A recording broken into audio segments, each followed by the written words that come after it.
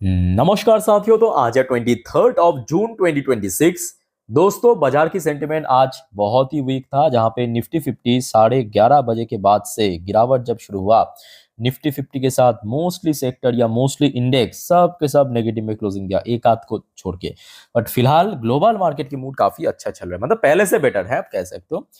देखिए, अभी यूएस में लोकल टाइम लगभग दोपहर 2:07 पे डॉ जोन्स की पोजीशन लगभग 0.13% पॉजिटिव में चल रहा है। मतलब शुरू जितना वीक हुआ था उसके बाद एकदम से रिकवर कर गया, पॉजिटिव में आ चुका है इवन। और दूसरी तरफ Nasdaq composite key position still week है, बट हाँ, शुरू जितना खराब हुआ था अप्रोक्सीमेटली 2-2.5% नीचे, वहां से काफी हद तक रिकवर ऑलरेडी कर चुके हैं। ठीक है, अब देखना होगा कि क्लोजिंग कौन से लेवल पे दे रहा है। अब जैसे कि आपको मैं लास्ट वीडियो में ही कहा था, मेनली एआई बेस्ड जो स्टॉक से इतना ज्यादा चल गया था, तो नैस्डैक्स में बहुत ज्यादा रिकवर हो गया था, बहुत ज्यादा चल गया था, तो अभी गिरावट भी हो रहा है, प्रॉफिट बुकिंग भी चल रहा है। बाय द वे, हमारे जो गिफ्ट निफ्टी की फ्यूचर्स है वो काफी स्टेबल भी है। लास्ट वीडियो जब मैं रिकॉर्ड कर रहा था तब आई थिंक कि कितना 70-80 पॉइंट ऊपर था। अभी थोड़ा सा ड्रॉप हुआ है, बहुत ज्यादा नहीं। रियल टाइम डेटा आप देख सकते हो, लगभग रात के 11:38 की अपडेट है, 23,863 पॉइंट पे चल रहा है। मतलब आज दोपहर को इंडियन मार्केट जब क्लोज हुआ तो उस टाइम पे जो गिफ्ट निफ्टी की क्लोजिंग पोजीशन था उस हिसाब से 52 पॉइंट ऊपर चल रहा है। मतलब स्टिल अभी एक स्टेबल पोजीशन पे मेंटेन करा है अपने आप को। चलो आगे बढ़ते हैं दोस्तों अगले टॉपिक पर जाने से पहले एक छोटा सा रिक्वेस्ट आप सभी को करूंगा। पहले तो आप लोग मेक श्योर कीजिए आपने ऑलरेडी इस चैनल को सब्सक्राइब कर लिया, नहीं किया तो सर अभी फटाफट करके रख दीजिएगा। शेयर मार्केट, जियो पॉलिटिकल अपडेट सब कुछ टाइम बाय टाइम पाने के लिए। और दोस्तों, आज दिन के जो 5 इंपॉर्टेंट टॉपिक पर वीडियो में दे चुका आप लोगों का, आई होप कि आप लोगों ने देख लिया। नहीं देखा तो प्लीज एक बार जाके चेकआउट करना, सारी इंपॉर्टेंट है। आईआरएफसी की ओएफएस कल से ओपन होने जा रहा है। एक कंपनी के ऊपर ईडी ने रेड कर दिया, सरकार की तरफ से कुछ यहाँ पे डिसीजन आया है जो ऑलरेडी आपको मैं दे चुका हूँ। ठीक है, नहीं देखा तो एक बार जाके चेकआउट करना। चलो आगे बढ़ते हैं। वैसे दोस्तों, ऑयल प्राइस काफी बढ़िया लेवल पे है, मतलब पहले से बेटर पोजीशन पे है। अभी आप देखिए $77 पर बैरल के नीचे चल रहा है, 76 पॉइंट वही समथिंग 77 के आसपास चल रहा है। एकदम रियल टाइम डेटा आप देख सकते हो। ठीक है, अच्छा, ऑयल प्राइस सडनली गिरने के पीछे भी कारण है। ऑयल प्राइस सडनली आप देखेंगे लास्ट डे भी थोड़ा वीक, मतलब थोड़ा नीचे आया था। अभी आप देखिए ऑलमोस्ट आधा परसेंट 1% फिर से नीचे आ चुका है। इसके पीछे क्या कारण है? ये है दोस्तों आज शाम की update, all arrangement must respect sovereignty. ये कौन कहा? ये कहा Oman and Iran reaffirm commitment to Hormuz passages. दोस्तों, आपको पता होगा आज से ठीक 3-4 दिन पहले सडनली एक इंसिडेंट के कारण ईरान ने एकदम से अनाउंसमेंट किया था कि हम स्टेट ऑफ हॉर्मुज को फिर से बंद करने वाले हैं। आज दोस्तों ओमान और ईरान, अच्छा ओमान यहाँ पे क्यों? क्योंकि ये जो स्टेट ऑफ हॉर्मुज है वो एक्चुअली ओमान और ईरान के बीच है।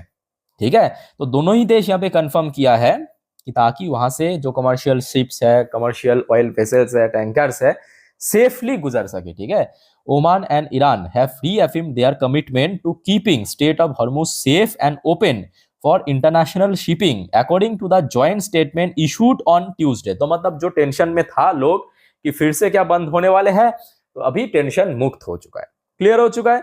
ईरान और ओमान ने कंफर्म कर दिया है कि नहीं, स्टेट ऑफ हॉर्मुज टोटली खुला है और एकदम सेफ पैसेज मिल जाएगा सारे जहाज को। ठीक है, और ऑयल प्राइस जिस वजह से गिर गया उसके बाद आ जाइए। अब दोस्तों, आपको पता होगा रिसेंटली जो एग्रीमेंट हुआ है आपके स्विट्जरलैंड मतलब जेनेवा पे, उस एग्रीमेंट के हिसाब से यूएस ने जो ईरानियन ऑयल एक्सपोर्ट के ऊपर सैंक्शन इंपोज किया था पिछले कुछ सालों से, पिछले कुछ महीनों पे, बहुत सारे सबको लिफ्ट कर लिया। लिफ्ट करने के कारण अब ईरान दोस्तों एकदम खुल्लम खुल्ला बाकी देशों की तरह ऑयल एक्सपोर्ट कर सकते हैं अगले 60 दिन तक। याद रखने, नेगोशिएशन टाइम जब तक चलेगा अगले 60 दिन तक।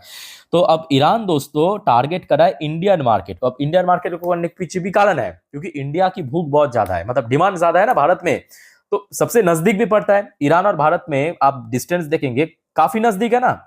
तो अब ईरान जो है भारत को यहाँ पे टारगेट कर रहा है, और भारत भी यहाँ पे मैं कहूंगा यहाँ पे ईरानियन ऑयल को खरीदना चाहिए, क्योंकि एकदम नजदीक पर डिस्टेंस काफी कम पड़ता है। ठीक है, तो ये एक अच्छी खबर है भारत के लिए भी कि भारत में ईरानियन ऑयल फिर से आने वाला है बहुत सालों बाद। अच्छा, उसके साथ साथ दोस्तों एक और कंफर्मेशन मिला है भारत की तरफ से। भारत की जो मिनिस्ट्री ऑफ एक्सटर्नल अफेयर की तरफ से कहा गया, ये देखिए, ये सब आपको रात की अपडेट दे रहा हूं। 11 Indian bond vessel cross state of Hormuz since Iran US MOU. तो जब से हमने देखा, जब से मतलब वही रविवार से लेके आज मतलब मंगलवार, पिछले 2 से 3 दिन में आप रफली कह सकते हो, जब से ये एग्रीमेंट साइन हुआ ईरान और यूएस के बीच, तब से लेके अभी तक लगभग 11 भारत की जो वेसल्स है यानी ऑयल वेसल्स वो क्रॉस कर चुके हैं, और 10 Indian ship still in gulf, मतलब और 10 जो शिप है, जहाज है, वो अभी भी गल्फ वहां पे है, मतलब स्टेट ऑफ हॉर्मुज के आसपास में है। बहुत जल्दी वो भी वापिस आ जाएगा।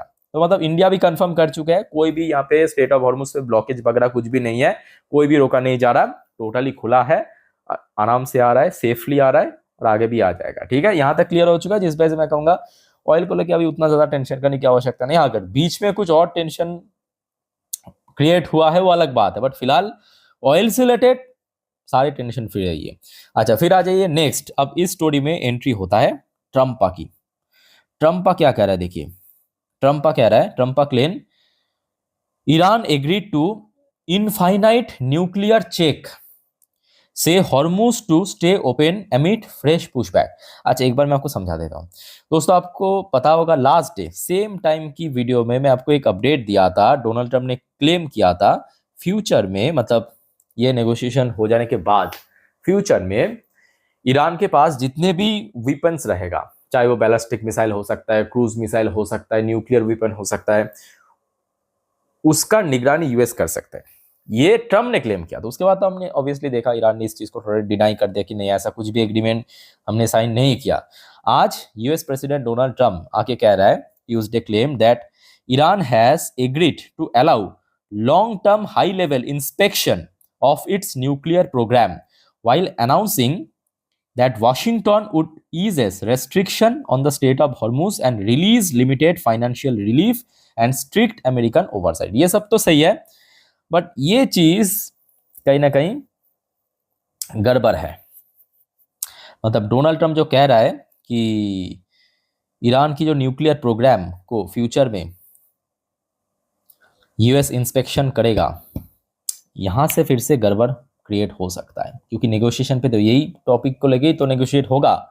मेनली जो रफली मतलब टॉपिक वगैरह था, मतलब जैसे कि ब्लॉकेड हटाना, जो भी फ्रोजन एसेट्स है उसको अनफ्रीज करना, वो सब तो हो चुका है एग्रीमेंट में। इनिशियल एग्रीमेंट जो लास्ट संडे हुआ था वो तो हो चुका है, बट मेन जो मुद्दा है न्यूक्लियर प्रोग्राम, यहाँ पे अब देखना होगा कि क्या कुछ होता है आगे। अभी भी टाइम है, अगले 60 दिन तक अलग अलग जगह पे अलग अलग वेन्यू पे होगा।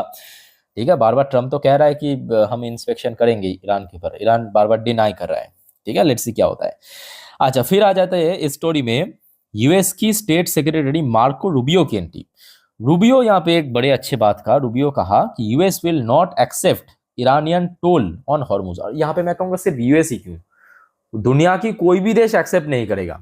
अगर ईरान फ्यूचर में स्टेट ऑफ हॉर्मुज पे टोल सिस्टम बिठाते हैं, कोई भी देश एक्सेप्ट नहीं करेगा, और करना भी चाहिए, मतलब नहीं करना चाहिए एक्सेप्ट। क्यों एक्सेप्ट करे, क्योंकि देख स्टेट ऑफ हॉर्मुज एक इंटरनेशनल वाटर बॉडी है, वहां पे वो ईरान की प्रॉपर्टी नहीं है या ओमान की प्रॉपर्टी नहीं है कि वो मन मर्जी वहां से टैक्स वसूलेगा, है ना। और अगर देखा जाए वैसे दुनिया पे हजारों ऐसे स्टेट है, मतलब ऐसे पतली सी गली है जहां से भारी मात्रा में व्यापार होता है। अगर इन केस ईरान ने ऐसा कर दिया, फ्यूचर में आके दूसरे देश भी करेगा, तीसरे देश भी करेगा, इससे क्या होगा, वर्ल्ड इकोनॉमी खतरे में आ जाएगा। तो मेरे हिसाब से ईरान ऐसा नहीं करेगा, बार बार हिंट दे रहा है, बट आशा रखता हूं कि ऐसा नहीं करेगा, और अगर करेगा तो दुनिया भर की देशों से विरोध तो मिलेगा ईरान को। खैर आगे बढ़ते हैं दोस्तों। यहाँ पे जो भी मिडिल ईस्टर्न टेंशन से रिलेटेड यही कुछ अपडेट आया है। तो ओवरऑल अगर हम बात करें, सब कुछ अभी मामला सेटल है, मतलब पहले से बेटर पोजीशन पे आप कह सकते हो। ठीक है, आगे की जानकारी मैं आपको आगे दे दूंगा। अब थोड़ा सा डिफरेंट टॉपिक पे आ जाइए। अब अच्छा दोस्तों, आपको पता होगा रिसेंटली, अच्छा एक छोटा सा अपडेट पहले आप ले लीजिए। आफ्टर ब्रह्मोस इंडिया में have found it's next military best seller. अच्छा, यूएई यूनाइटेड अरब एमिरेट्स को एक तो ब्रह्मोस बेचेगा भारत, ये कंफर्म हो चुका है। उसके साथ साथ दोस्तों बेल, मतलब भारत इलेक्ट्रॉनिक लिमिटेड मैन्युफैक्चर आकाश तीर जो एयर डिफेंस सिस्टम, जो 2025 की ऑपरेशन सिंदूर के समय सुपर सक्सेसफुल रहा, पाकिस्तान की हर एक ड्रोन को, हर एक मिसाइल्स को बहुत अच्छे से डिस्ट्रॉय किया है हवा में। वो जो आकाश तीर एयर डिफेंस सिस्टम ये बनाता है बेल ने, भारत इलेक्ट्रॉनिक लिमिटेड। ठीक है, ये भी दोस्तों बेचने वाले हैं, किसको, यूएई को। अच्छा, ये तो हो गया। अब इसके साथ साथ अब एक और चीज आप जान लीजिए, ये देखिए, ये आज की एकदम ताजा अपडेट मैं आपको दे रहा हूं।